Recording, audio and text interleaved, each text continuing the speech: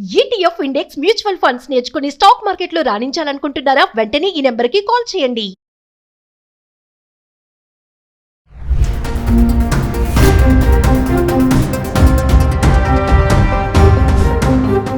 నమస్తే, welcome back to Suman TV. Present మనతో పాటు ఉన్నారు మేనేజ్మెంట్ కన్సల్టెంట్ సంపత్ సముద్రాల గారు. నమస్తే సార్. సార్, ఐటీ ఇండస్ట్రీ గురించి మాట్లాడుకుంటే ప్రజెంట్ మనం చూస్తున్నాం, కొన్ని వీడియోలో కూడా చేసాం మనం, లే ఆఫ్స్ గురించి. అంటే ఎప్పుడు ఉద్యోగం ఉంటుందో ఎప్పుడు పోతుందో తెలియదు. మామూలుగా గతంలో చూసుకుంటే ఐటీ జాబ్ అంటే ఒక క్రేజ్ ఉండేది. సాఫ్ట్వేర్ అంటే అమ్మాయిని ఇవ్వడానికి కూడా కొంచెం ఏమంటే పోటీ పడేవాళ్ళు. సాఫ్ట్వేర్ అబ్బాయి అని చెప్పేసి లక్షల్లో జీతం, లగ్జరీ లైఫ్ అని చెప్పేసి.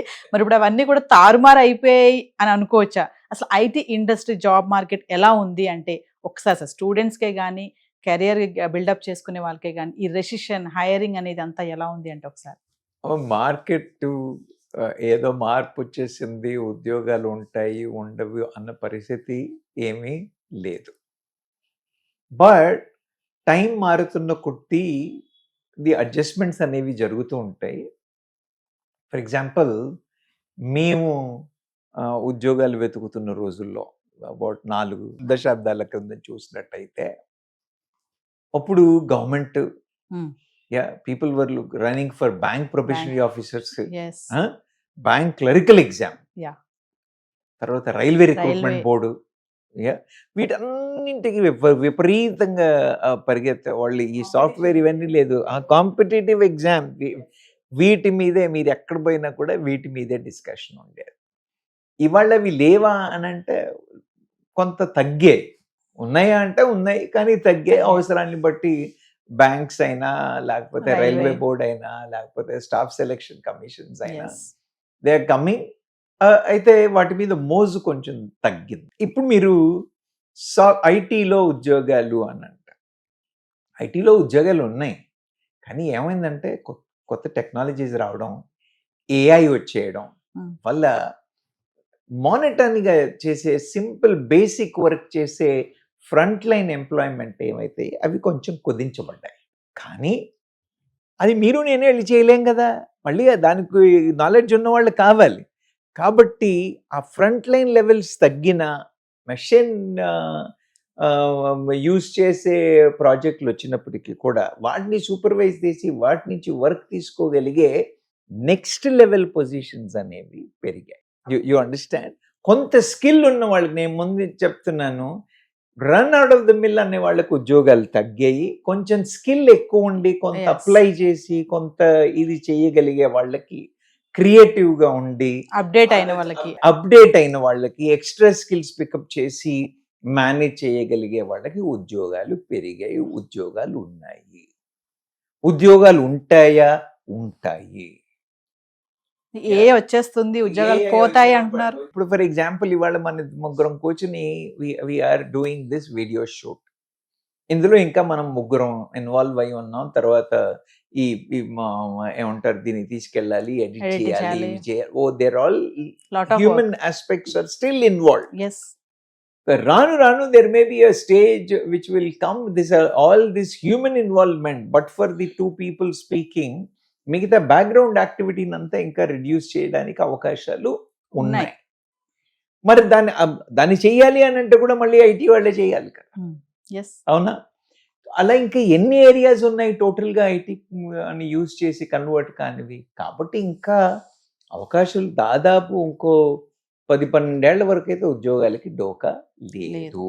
అయితే ఫ్రంట్ లైన్ పొజిషన్స్, ఫ్రెష్గా ఉద్యోగం వెళ్ళడం అనేవి కొంత ఇబ్బందికరమైన పరిస్థితి అనే చెప్పచ్చు. ఆల్రెడీ ఉద్యోగం ఉన్నవాళ్ళు దాన్ని అప్లై చేసి ఇంకా స్కిల్స్ అప్గ్రేడ్ చేసుకుని నెక్స్ట్ లెవెల్కి వెళ్తున్న వాళ్ళకి ఆపర్చునిటీస్లో ఏమి ఇబ్బందులు ఉండే అవకాశాలు లేవు. వాళ్ళు ఇంకా స్కిల్ అప్గ్రేడ్ చేస్తూ ఉంటే పైకి వెళ్ళి they will become much more better. తప్పితే they will have employment challenges అని చెప్పలేను. ఎంట్రీ లెవెల్లో if you are not a very strong person, ఆ ఛాలెంజ్ మీకు ఇదే ఇండస్ట్రీలో కాదు, ఏ ఇండస్ట్రీలో అయినా అయింది. కొత్తగా ఏఐ మిగతావన్నీ రావడం చేత ఇది ఇంకొంచెం డిఫికల్ట్గా మారింది అని చెప్పచ్చు. అంటే కమింగ్ టు ఫ్రెషర్స్ గురించి మాట్లాడుకుంటే సార్, మరి వాళ్ళందరూ కూడా ఏంటంటే ఇప్పుడు జనరేషన్లో ఉంటారు. వాళ్ళు ఏంటంటే సాఫ్ట్వేర్ లైఫ్ బాగుంటుంది, సాటర్డే సండే హాలిడేస్ వస్తాయి, లగ్జరీ లైఫ్ ఉంటుంది, ప్యాకేజ్ బాగుంటుంది, why not go to software అని ఆలోచిస్తూ ఉంటారు, అక్కడికే వెళ్ళాలి అనుకుంటారు. అది పోతున్నా తెలిసి కూడా మరి వాళ్ళకి ఎలాంటి సజెషన్స్ ఇస్తారు? నేను ఒక మాట చెప్తానమ్మా, అందరూ వెళ్ళి computer science, everybody is going for computer science. ఈ కంప్యూటర్ సైన్స్ అని అనగానే మిగతా డిపార్ట్మెంట్లు అన్ని సీట్లు పడిపోయాయి. ఆ 400 సీట్లు ఉంటే 200 మందే జాయిన్ అవుతున్నారు. అప్పుడు ఏమవుతాయి, కాలేజెస్లకి కూడా వాళ్ళకి అడ్మిషన్లు ప్రాబ్లమ్స్ అవుతాయి, అవునా? అందుకని వాళ్ళందరూ ఏం తీసుకొస్తున్నారు, మరి సీట్లు కావాలి. సో వాళ్ళు ఆ సీట్లను రెడ్యూస్ చేసి బేసిక్ కంప్యూటర్ సైన్స్ అంటే రావట్లేదు కాబట్టి వాళ్ళు కంప్యూటర్ సైన్స్లో ఏదో ఒక specialisation, computer science with AI అను, ఇలా they are trying to come out with various specialised courses to bring in. దీనివల్ల తెలిసినవాడు తెలియనివాడు ప్రతి ఒక్కడు కంప్యూటర్ సైన్స్కి వెళ్తే ఉద్యోగాలు రావు. You understand? నీకు ఆ సబ్జెక్ట్ మీద ఇంట్రెస్ట్ ఉండి నువ్వు దాన్ని స్కిల్స్ పికప్ చేయగలిగి నువ్వు వెళ్ళి కంట్రిబ్యూట్ చేయగలిగితే చెయ్యు. If you are a metallurgy kind of a student, you are a chemistry background student, please try to pick up your domains, your streams. Don't rush to the computer science. IT అని పరిగెత్తమాకండి. Yes. మీ domains లో కానప్పుడు కాని పరిస్థితుల్లో then you can look for computer science as an add-on. But పక్కవాడు చేస్తున్నాడు కదా అని చెప్పి చేయమాకండి. Times have changed. You will not have opportunity. కొత్తలో ఏంటంటే అవసరాలు చాలా ఉండేది కాబట్టి everybody was encourage to look into.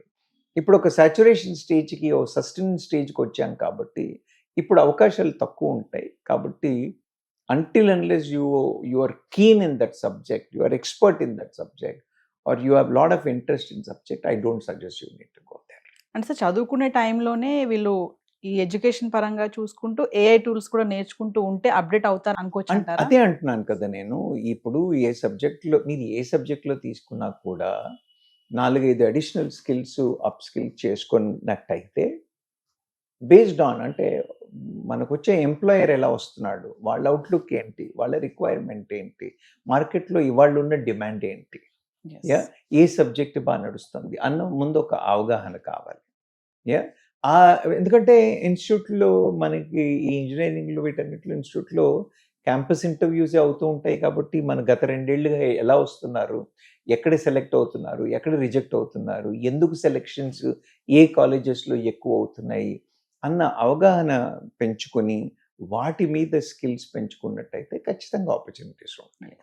Coming to మన మాదాపూర్ గచ్చిబౌలి వెళ్ళామంటే అన్ని కూడా అక్కడ ఐటీ కంపెనీస్, పెద్ద పెద్ద కంపెనీసే ఉన్నాయి, చాలా మంది ఎంప్లాయీస్ కూడా ఉంటారు. ఒక పబ్లిక్ టాక్గా వెళ్ళినప్పుడు వాళ్ళు చెప్పినటువంటి మాటలు ఏంటంటే, నిజమే, ఎప్పుడు జాబ్ ఉంటుందో తెలియదు, ఎప్పుడు పోతుందో తెలియదు, పింక్ స్లిప్స్ ఎప్పుడు వస్తాయో మాకు అర్థం కావట్లేదు, చాలా స్ట్రెస్ఫుల్గా ఉంటుంది, టార్గెట్స్ ఉంటున్నాయని కూడా చెప్పడం మనం వింటూనే ఉన్నాము. అంటే నిజంగా ఇప్పుడు ఉన్న వాళ్ళకి సీనియర్స్, ఎవరైతే సీనియర్స్ ఉంటారో వాళ్ళని కూడా తీసేస్తున్నారని కూడా చెప్తున్నారు. నిజంగా అలా ఉంది అనుకోవచ్చు అంటారా? అంటే అమ్మా, ఇప్పుడు నేనేమన్నానంటే any company runs for a business. ఈజీగా వర్క్ కంప్లీట్ చేయగలిగే టూల్స్ వచ్చేసాయి అని అన్నప్పుడు they will look for it. ఆ టూల్స్ కూడా ఎవడో యూజ్ చేసే మనిషి ఉండాలి కదా. ఉండాలి. ఏ కొత్త టూల్ వచ్చినా దాన్ని మళ్ళీ మనిషి లేకుండా అయితే కాదు కదా. కాబట్టి ఎగ్జిస్టింగ్ ఎంప్లాయీస్ ఆ స్కిల్స్ పికప్ చేశారనుకోండి, then they don't have a challenge of employment. లేదా బయట నుంచి తీసుకురావాలన్నా ఎగ్జిస్టింగ్ ఎంప్లాయీస్ కంటే 4 మెట్లు ఎక్కువ ఉన్నవాడైతేనే తీసుకొస్తారు తప్పితే ఆల్రెడీ ఉన్నవాడిని పంపించి లో స్కిల్ గైస్ అయితే తీసుకురారు కదా. కాబట్టి అట్లాంటి ఆపర్చునిటీ ఛాలెంజెస్ అనేవి అక్కడ ఏ ఇండస్ట్రీలో లేవు. బట్ ఏంటంటే నేను నేర్చుకున్నాను, నా గ్రాడ్యుయేషన్ అయిపోయింది, నేను చేసుకొని వచ్చాను, నేను ఉద్యోగం చేస్తున్నాను అనే సెటిల్మెంట్ కైండ్ ఆఫ్ మైండ్ సెట్లో ఉన్న వాళ్ళకి మాత్రం ఇబ్బందే.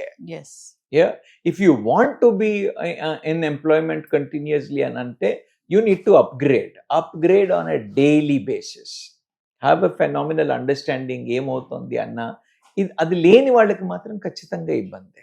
అంటే ఏఐ వల్ల జాబ్స్ పోతున్నాయని భయం పక్కన పెడితే వచ్చినటువంటి టూల్స్ అప్డేట్ చేసుకోవాలి. ఏఐ వల్ల జాబ్స్ పోవట్లేదమ్మా, పోతున్నాయి అని అంటే ఒప్పుకొని నేను. జాబ్స్ పోవట్లేదు, జాబ్స్ కొత్తగా క్రియేట్ అవ్వట్లేదు, ఎంట్రీ లెవెల్లో కొత్తగా జాబ్స్ క్రియేట్ అవ్వట్లేదు. పాయింట్ 1.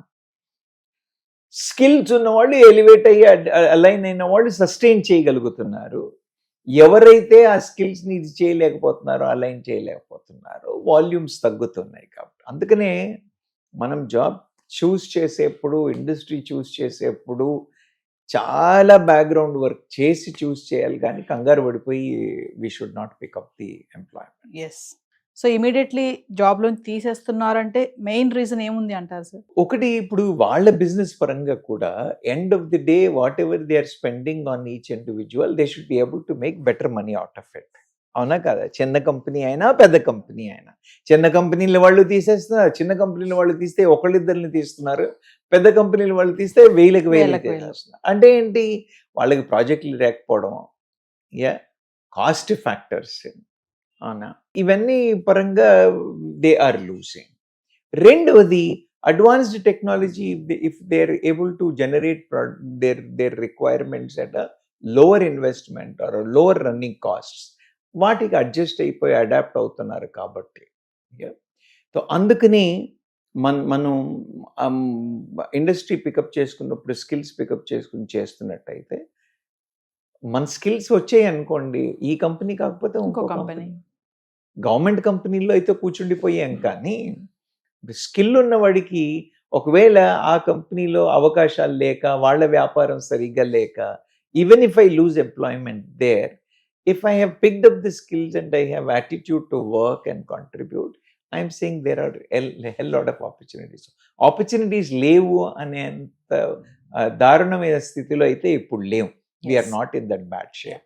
సార్, ఐటీ సెక్టర్ వైపు వెళ్ళాలనుకునే యంగ్స్టర్స్కి మీరు చెప్పేటటువంటి సజెషన్ ఏమన్నా ఉందా? నేను అంటే చెప్పేది ఏంటంటే అమ్మా, IT, because somebody is doing IT or because somebody is talking about it, మా ఫ్రెండ్ యూఎస్ వెళ్ళాడు, వాడు న్యూయార్క్లో ఫోటో దిగాడు, నేను న్యూయార్క్ వెళ్తాను అన్న మైండ్ సెట్, లేదా మీరు చెప్పినట్టుగా ఐటీలో వెళ్తే నాకు 5 రోజుల పనే ఉంటుంది, అందుకని నేను ఐటీ చేస్తాను అనే ఉద్దేశం ఉన్న వాళ్ళైతే I suggest please don't take those areas, because you will struggle.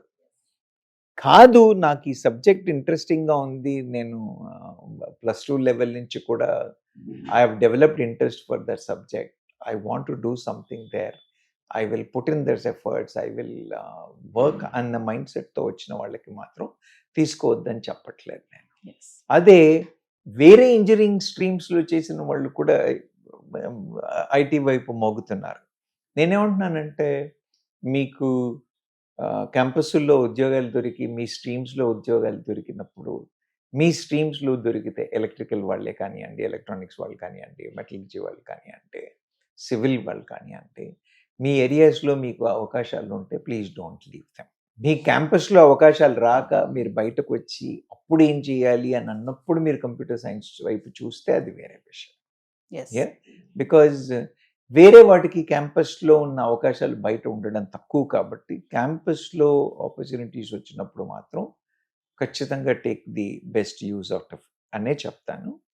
అలా కాని పరిస్థితుల్లో as an add-on, as an additional skill you want to explore IT and do it, there is nothing wrong in it. Yes. But don't just depend on IT. Whatever is my background, I want to go to IT. IT has better returns, IT has better opportunities, IT gives me comfort అనే mind సెట్లో మాత్రం వద్దనే చెప్తాను. So finally, అంటే IT ఎలా అయిపోయిందంటే, నేను స్టార్టింగ్లో చెప్పినట్టుగా ఒకప్పుడు ఐటీ జాబ్ చేసే వ్యక్తికి అమ్మాయిని ఇవ్వడానికి పోటీ పడేవారు, ఇప్పుడు ఇవ్వడానికి చాలా ఆలోచిస్తున్నారు. దమ్ముంటే ఇప్పుడు ఇవ్వండి ఐటీ జాబ్ చేసే అబ్బాయికి మీ అమ్మాయిని అనే టాక్ వరకు కూడా వచ్చేసింది. ఇదేం చెప్తారు సార్ దానికి? అవునే, నువ్వు అది ఉద్యోగమైనా పెళ్ళైనా, because the boys and girls have to decide. Parents ఈ మిడిమిడి జ్ఞానంతో అనవసరంగా వాళ్ళ లైఫ్ని పాడు చేస్తున్నారనే చెప్తాను నేను.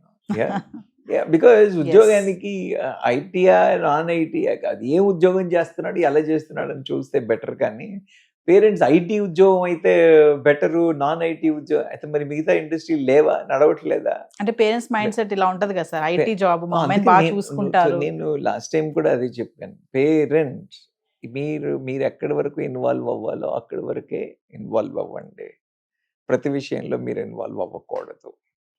అలాగే పిల్లలకి చెప్పేది కూడా నేనేమన్నానంటే, మీ సత్తువ, మీ ఇంట్రెస్ట్ మీద మీరు ఫోకస్ చేసి చూడండి తప్పితే, పక్కన వాళ్ళు ఏదో చేస్తున్నారు, పేరెంట్స్ ఏదో చెప్పారు, నా క్లాస్మేట్ వెళ్ళాడు, my close friend has done it అని ఇలాంటి మైండ్ సెట్తో ఏ పనులు చేయొద్దు. అది ఉద్యోగమే కానివ్వండి, చదువే కానివ్వండి, పెళ్ళే కానివ్వండి. Thank you sir.